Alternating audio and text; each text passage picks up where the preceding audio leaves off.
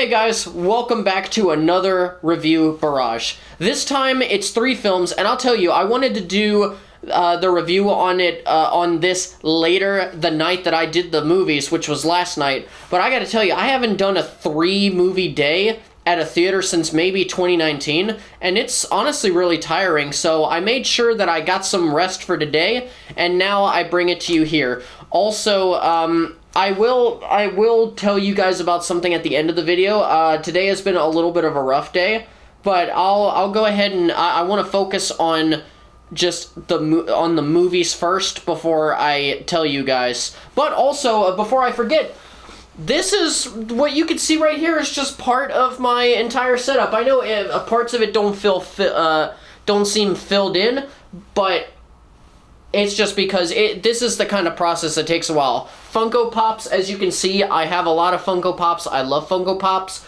but even though they're inexpensive, I can also get to the point where I start buying multiple all at once, and that's not a good idea. So I've kind of slowed down on buying more Pops just for the time being. But my plan is to, in the next couple of days, actually film a video of me going through this office and showing everything that that's in here. And then also, maybe every once in a while, doing like a small YouTube short, just showing whenever I add something to this area. But with all of that, let's get into the reviews. You need to let the police handle this. I tried! I'm not giving up on my mom. The first film on the docket is called Missing. Missing stars Storm Reid as June, an 18-year-old who is trying to discover what happened to her mother after she disappeared on a trip to Colombia. Okay, I'm starting to actually get hot now. Holy shit.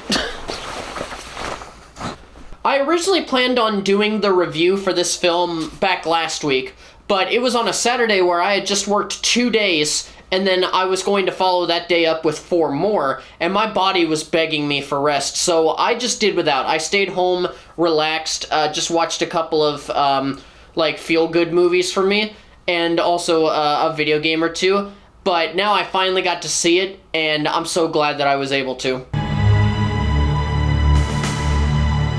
Missing is a spiritual successor to 2018's Searching, and even had the story of this film created by the original creators of Searching, and that was a different kind of found footage genre film that started popping up sometime in the 2010s, if I remember correctly. The first one that I remember seeing was a little horror movie called Unfriended. That movie was not very good.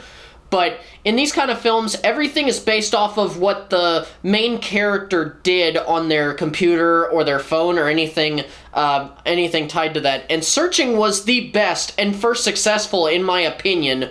Not just talking about box office or whatever. I'm just talking about like actually being a good movie. The first successful film when it came to this format of storytelling in film that I only had one logic issue with that film, but I don't want to get into that. That's getting off topic. The focus right now is on the format itself. It's a very interesting and unique way of telling a story, and once again, the creators show that they know how to use it just right, and may have actually done an even better job with this film. Everything that worked in Searching's presentation, they either fully brought over, or they found things that they could further improve upon. And 2 things that I think stood out both with Searching and this film, and I know that I keep referring to Searching a lot, but I just keep thinking about how this film has been elevated because of how that film was. And where we are now with Missing, it's amazing. But the 2 things that I think about are are how they actually utilize the internet as well as the human element to it. With the former aspect, a lot of the time, whenever films do anything that involves the internet, they don't actually use it as it works in our reality. So they usually have to create some kind of fake equivalent to things like YouTube and Google, just so that they have a website that works for them. Not to mention the fact that all of these websites have like really stupid names to them whenever they do it. But with these creators, they seemingly take the approach of, hey, let's work with what the websites can do and let that influence how we tell our stories. It's kind of like the idea of picking the actor that best fits the role rather than manipulating the role to fit the actor, because the script always comes before the actor, and I feel like this is an equivalent kind of thing. And that should always be the priority. The priority is working with the tools that you have and the script that you have, and just making sure that you can make the best possible story with it. And the second is the human element. And what I mean by that is that in a lot of those other movies I referenced before in the first aspect, the actions of somebody using the internet is obviously very planned out. The character wants to do something and then they do it and that's it. And it never feels realistic, especially if there's a high tense situation and they're just like, oh my god, and then they perfectly type out like a full fucking thesis paper on their thing. But people make mistakes with technology a lot, especially with typing. We struggle to spell at times, and also we'll be typing out something into Google only to either not find what we were looking for and therefore change. Hi. I have been graced with your presence. I love you. Oh, look, it's Mimi. I love you. Okay, now she doesn't want me. Yeah, she always freaks out. She always wants attention on her terms, which is usually a lot, because she is clingy as hell, and I love that about her. But then when I start doing it, she's like, no, get off of me. But back to what I was saying, we're either not able to find what we're looking for, only to change the search prompt, or we do it as we type, where basically you'll be typing it out, and then you'll just backtrack, and then you'll type it again, and then you'll finally press enter, or maybe, I don't know. I don't know how people do internet. I only know how I do internet, but Missing has these tiny details, and they add a nice layer of verisimilitude. That's our secret word of the day! Pee-wee, seriously.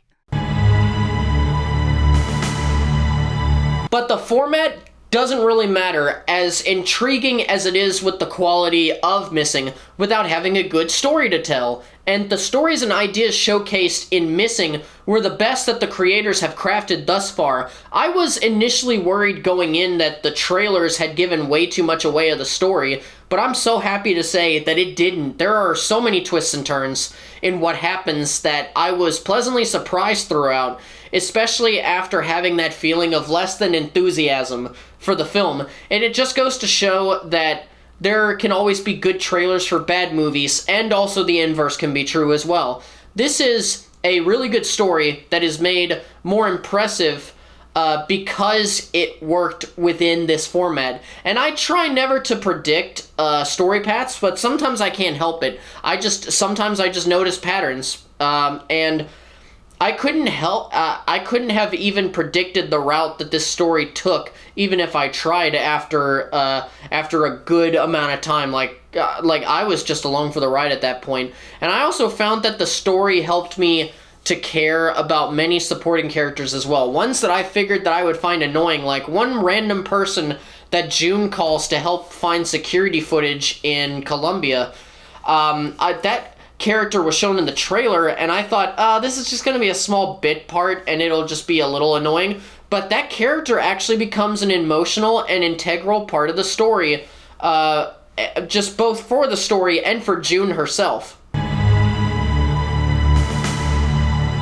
If I did have to say something about the story that didn't work for me as well, even though everything worked out in the end and everything came together perfectly, I would say there's a lot of twists, and I felt like I was kind of getting whiplash with each twist that was happening, especially because some info started contradicting each other. But again, it comes full circle, and it makes sense in the long run. Even the contradictions start making sense as more stuff comes in, but it just felt like you were just being bombarded with new information very quickly, and that can be a little tiresome. Watching this film made me realize something about Storm Reid as an actress. I've had many instances where I would have an idea of the character that she's playing in a movie and whatever I'm about to see, and I'm just not interested in that character, but somehow Reid always brings me around to liking her characters, if that happens. And she gives a wonderful lead performance, especially portraying June's tribulations throughout the film, and just all the shit that she has to go through. In the end, missing was a really good experience, and I'm glad that I decided to bite the bullet and go out for it, even though I was a week late. But this is another great use of this kind of found footage film, and I can't wait to see whatever the next spiritual sequel is. The second film is one that I, as well as many other people on this platform, had no idea that it even existed either until a couple of days before it came out, or maybe even the day of. Fear is directed by Deon Taylor, who directed a smaller film for Screen Gems a couple of years ago in I almost said 19, in 2019, called The Intruder. And this one follows a group of friends who take a trip to a lodge in the middle of nowhere and begin to experience strange supernatural things after they are confined to the lodge when a very contagious airborne virus is reported in the news. I will go ahead and say this film was complete trash. I mean, when I reviewed The Intruder back in 2019, I said it was bad, but that Dennis Quaid was great in it since he knew what kind of film he was in. So he kind of had fun with that bad, campy nature that takes itself way too seriously. But this is definitely a worse film, just because there is nobody in this film that even comes close to that kind of attempt that he did. And if they did, I'd still hate it more, but still, it would have been better. If this ends up being the worst movie I've seen all year, then honestly, that means that 2023 in the end was not a bad year for film.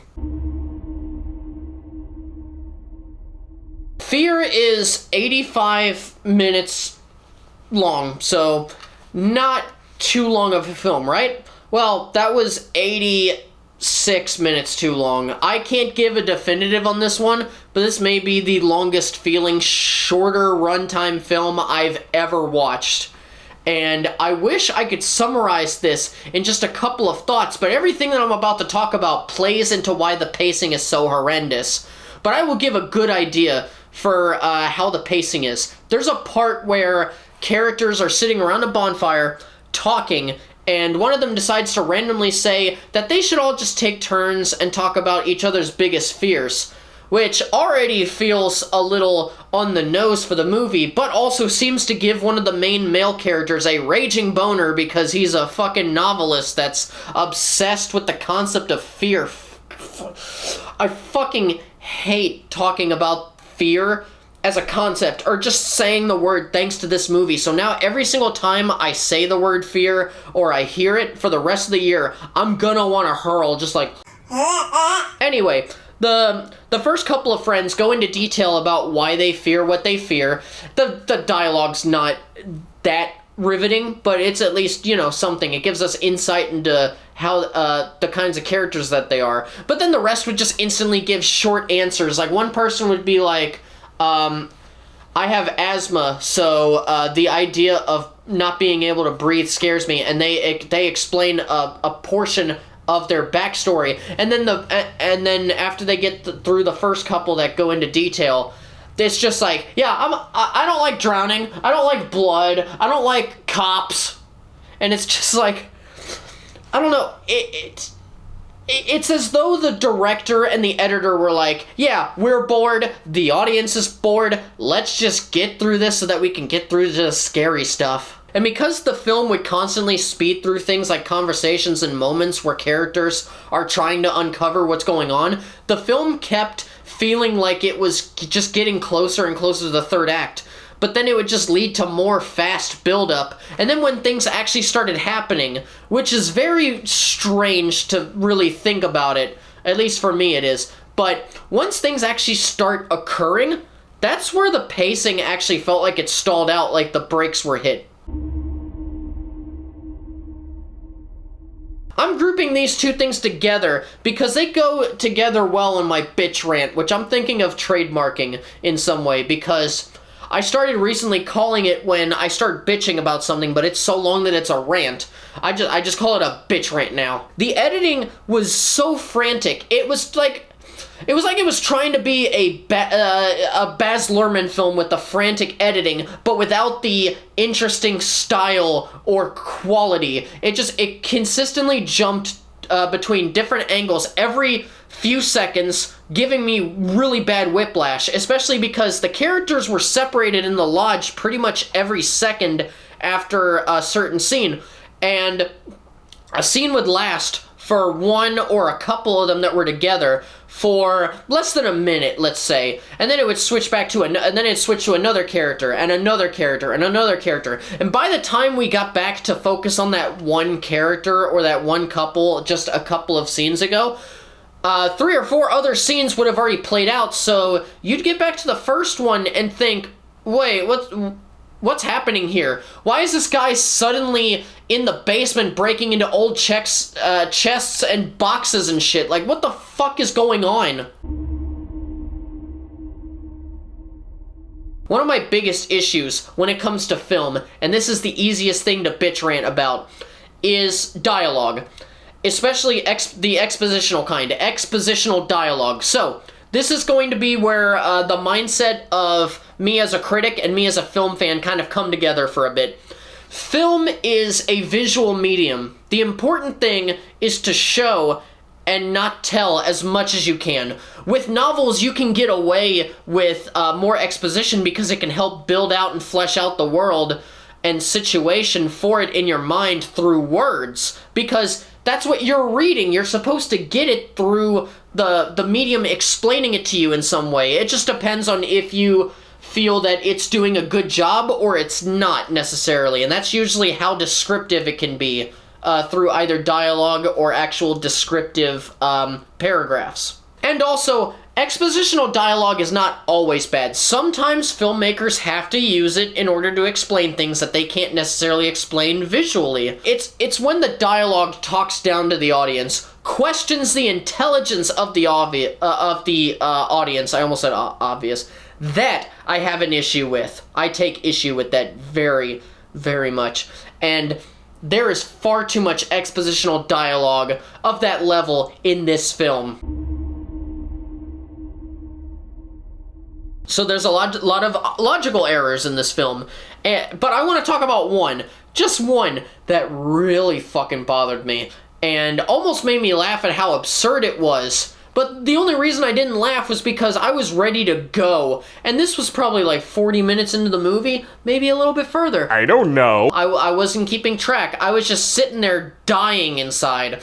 Now, if you really care about not being spoiled at this point by this shitty movie, I will turn the video, I will make this black and white while I talk about the spoilers, and when it goes back to color, you're good to tune back in. I don't think anyone else necessarily would care about me spoiling this, but hey, I want to be fair to those who don't like hearing spoilers anyway, but I'll give you a few seconds to mute the video.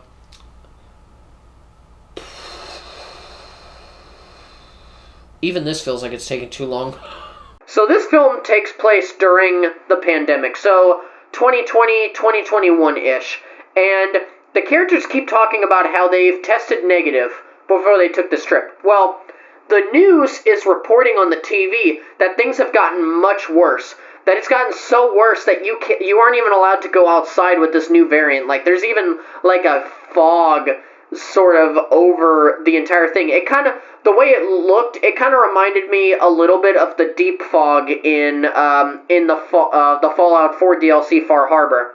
And they're all freaking out about getting sick, which is understandable. They're working with a limited amount of information.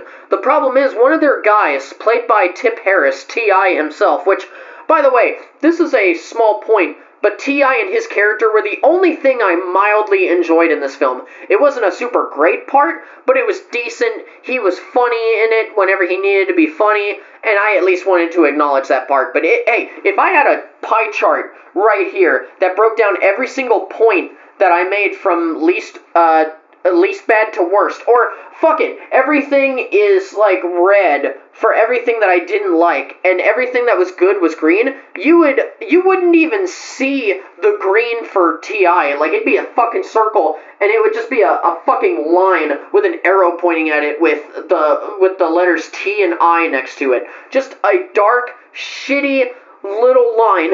That's how shitty this movie is. Getting back into the focus, though, before I have a brain aneurysm, this character is so far the only person showcasing that he may be infected. So, in their insanity from the supernatural shit, a couple of the friends come up with the idea of locking him in the basement to quarantine him, which is already stupid sounding, but yeah, let's go with it. So, they get up to him in his room, and they're all wearing bandanas around their necks suddenly, but their faces are uncovered. They're walking this guy downstairs who is coughing up a storm. They're herding him down after they've tricked him, and they are touching him and breathing the same air as him as they go down, and then all of a sudden, they put on their makeshift masks on when they're finally in the basement to signal to each other that they were going to jump him. The utter stupidity of being close to somebody who is sick, that you are that you are quarantining to, and I'm quoting this, keep away from our girls, and also from the rest of the group, so that they all don't get sick. And you decide to put on your masks after many minutes of breathing the same air and touching him? What a bunch of fucking dumbasses! Also, just as a bonus point, this horror film is not scary or creepy or spooky. It just does everything very mediocre in the horror department. This is one of the worst horror films I've ever seen. Honestly, let me sit with this for a few months. Maybe I'll decide, yes, this is the worst horror movie I've seen. Then again, I haven't really seen too many bad ones. Like, I've seen mediocre ones, but I don't know if I've seen any to this level. Maybe it is the worst. So yeah, don't go see this film. You will be losing time that you will never get back. Luckily, this is a small film that I didn't know existed until I saw the showtime for it on the Regal app. And I figured I should try and do a couple films this week, even if I didn't know what one of them was, and I couldn't find any marketing material, I couldn't find synopses or anything. It didn't matter. But hey, got more material for this channel, and there's nothing wrong with that, and you guys got to watch me have a mini aneurysm for a second, so I hope you guys know how much I love you. And then third, we have Infinity Pool, which was written and directed by Brandon Cronenberg, the son of the legendary director David Cronenberg, who is apparently a director in and of himself. He's been working since the 2000s, and I've never even heard of any of his films. When I saw the name Cronenberg and I thought of David, I looked and it said it was his son, and I looked through his IMDb, but I've never heard of any of his films. So I was definitely thinking, ooh, this will be interesting, because I've never seen any, I've only seen one of his father's films. It was the Jeff Goldblum version of The Fly. And I've never seen anything like this. Let's see how this goes. So the best way that I can describe Infinity Pool is by giving the premise given on sites like Wikipedia and Rotten Tomatoes. The quote is, guided by a seductive and mysterious woman, a couple on vacation venture outside the resort grounds to find themselves in a culture filled with violence, hedonism, and untold horror. A tragic accident soon leaves them facing a zero-tolerance policy for crime. Either you'll be executed, or, if you're rich enough to afford it, you can watch yourself die. And what does that mean? If that was a little too vague for you, I guess you'll have to watch the movie and find out. Also, I should mention this first. If you've ever been diagnosed with photosensitive epilepsy, do not watch this film. There is an appropriate disclaimer that is shown with the film, put in by the filmmakers to warn people with that disorder. And I don't normally get disoriented, but much of the imagery did disorient me. So at least keep that in mind just in case you either do have the disorder or maybe you're a little worried that that something could happen if you watch this kind of movie. First, you have Alexander Skarsgård as James, and he gives another great performance. The Skarsgårds have always been a talented family, what with him, his brother Bill Skarsgård, who played Pennywise in It. And I just love seeing this one get a lot more work. And this is not part of the review, but this is the first time that I was watching him, and I thought, I started thinking about how much he really does look like his father, Stellan Skarsgård, as well as how similar they sound. And every time he was talking in a low voice, I was just thinking of Stellan in Andor, especially doing his monologue about how he burns his life to see a sunrise he knows he'll never see. Oh, I fucking love that. I love that quote. And then we also have Mia Goth, who most of you may know from films like X and Pearl. This is the first time that I've seen her in a film where I knew who she was. I had seen her previously in High Life with Robert Pattinson, but I didn't know who she was, and now she's exploded in popularity with her X cinematic universe. And I never went out to see X, so I didn't see Pearl when it came out, but I'm definitely looking forward to seeing those now. Simply because Goth is something really special. She eats up all the screen time that she has and gives a very alluring, seductive, and at many times haunting performance. The cinematography is very stylistic and beautiful, especially when Cronenberg is focusing on backdrops and scenery. And of course, the scenes where the images get a little, let's say, fucky, very well done. The musical score was filled with a lot of droning and thumping noises, and I've seen that work before. I mean, think of Christopher Nolan movies with Hans Zimmer. In many of those, the score is kind of like a sound effect in and of itself, but I wasn't really a fan of how the film handled the musical score. It was just a little too much thumping. Plus, I don't know.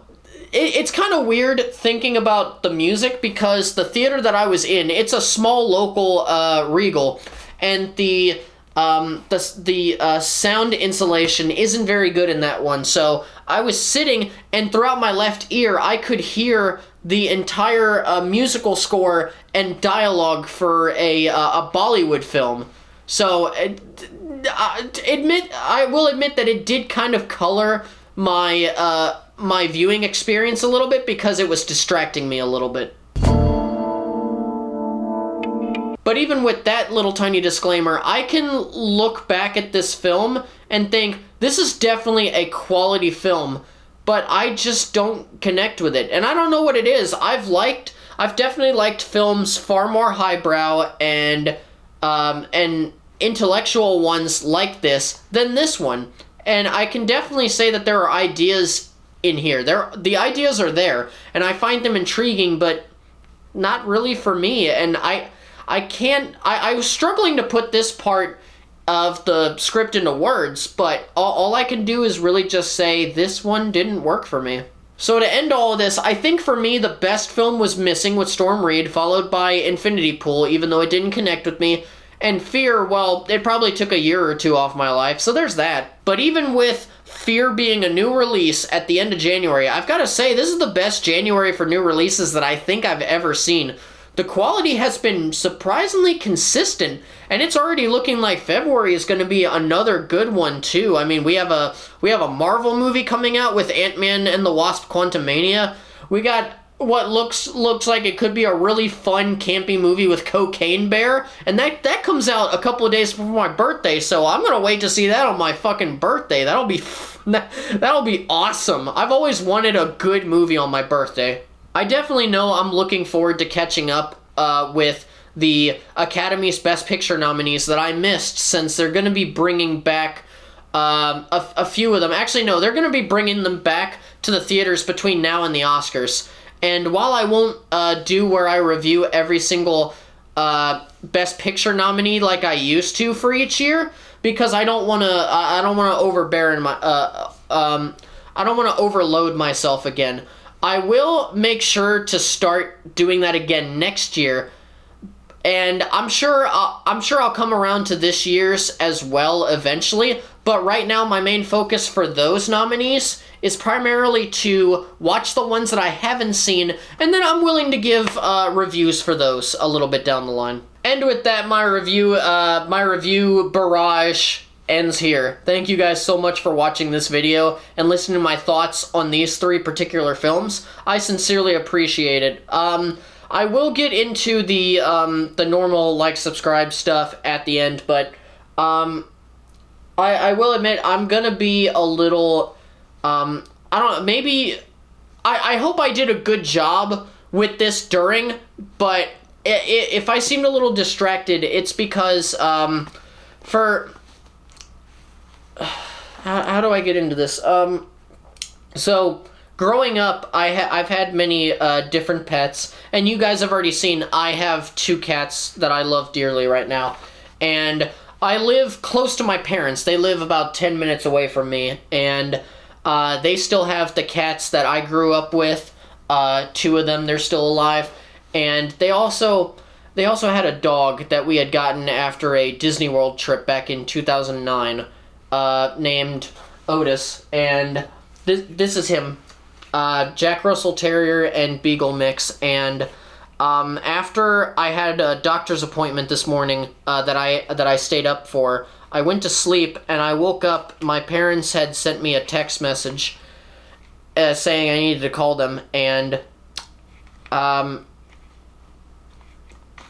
Otis passed away. Maybe, let me see, about 7 hours ago, maybe 8 hours ago. Before the moment when I'm reviewing this, and it's been a rough day, night ever since I learned that. And this was a good dog. He lived 14 years, and he was just the best. I remember when we lived in Middle Georgia in Warner Robins. I remember he would get excited every time we went outside to see him, and he'd immediately wanna go play, and he would. We had a patio that we built ourselves, and it was just 3 steps. And whenever he was ready, he'd get the zoomies. He'd circle around the patio a couple of times, and then he'd fucking launch himself off of the patio, and he'd just land and keep running. And he hasn't been able to do that for years because he's gotten old, or he had gotten old, but he was still a good boy, and I'm just glad that he's not suffering anymore. And I keep this in my living room, and I already had it in there, but I at least wanted to highlight what a good boy right here. And this hurts right now, but I'll tell you this, and that's the thing. A lot of times when I tell people different things, I forget who I told them. So maybe I've already told you guys, but there was a point in, and I'm sorry that this is getting a little depressing, but when back in 2021, I came close to killing myself. I was in a very dark place, and I was actively planning, and the cat that actually jumped in my lap earlier, Mimi, she saved me. She knew that I was struggling, and she just sat in my lap, looked up at me, and did like that little paw thing, and I just stayed there, and I just petted her, and we watched, like, she watched a movie with me, and ever since then, every time that I'm having a rough moment where I'm in an anxiety mode, or I'm having a depression episode, and I'm here, she almost immediately comes. And I already know this hurts, but when she's gone, and luckily she's still so young, that's gonna hurt me even more. But probably I'm gonna try to edit this tonight, but if it's a little delayed and it comes out like Sunday or Monday, it's because I'm I'm just at a loss for what to do right now. I've grieved a good amount, but it's still, like, I don't know, it hurts to talk about this right now, but I'm sorry. I'm gonna miss him. But anyway, guys, sorry, I didn't mean to bring things down. Don't forget to like this video and to hit that subscribe button if you haven't already. And as always, farewell until the next video, all of you casual moviegoers and movie fans alike, and keep on being awesome, my friends.